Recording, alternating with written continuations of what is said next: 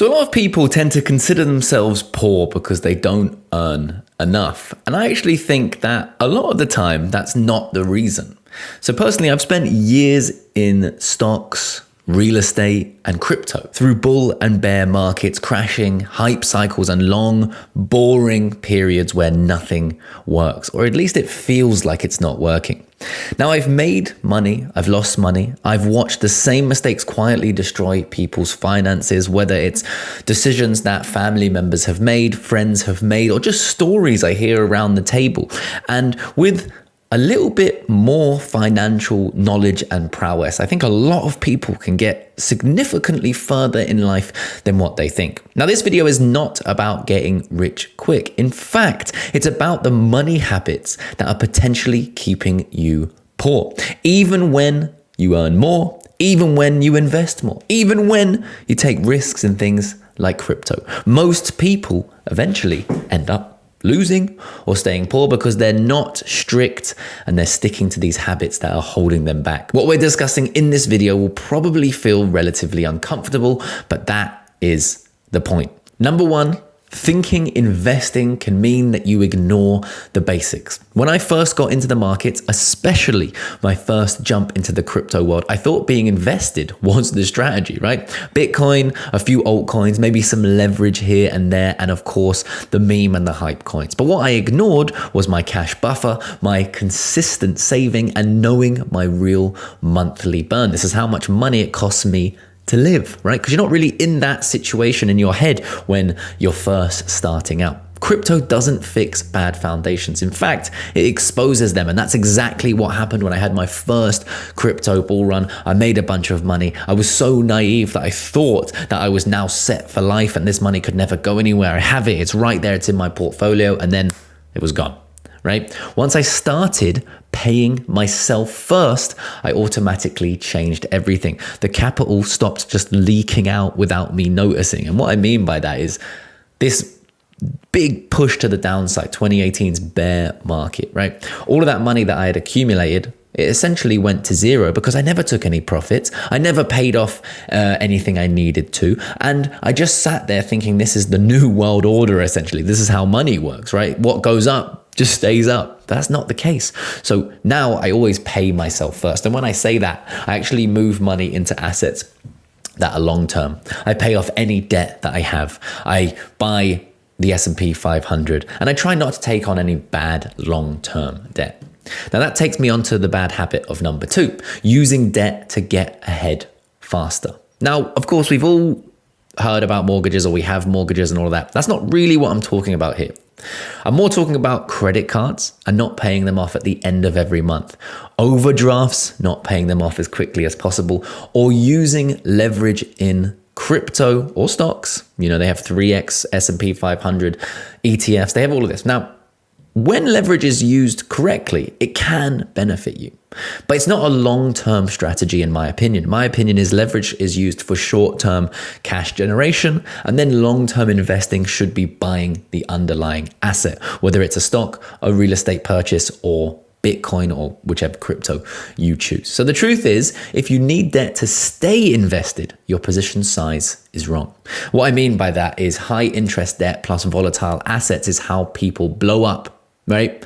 We've seen it so many times, whether it's small fish like you and I, or absolutely massive institutions that go under, like in the 2022 crash where big exchanges crashed, big hedge funds crashed because leverage can annihilate people. There is a time and a place for it, in my opinion, but for most people who are long-term investors, I'd stay away from it. Right? The moment I drew a hard line for myself, no consumer debt, no forced risk, my decision making got calmer and better. So yes, I use leverage, but it's in specific areas, small amounts, and with money that I'm leveraging that I can afford to lose. This is not a long-term bet. This is not something that I would do for, 10 years, right? In the same position. This is a short-term thing.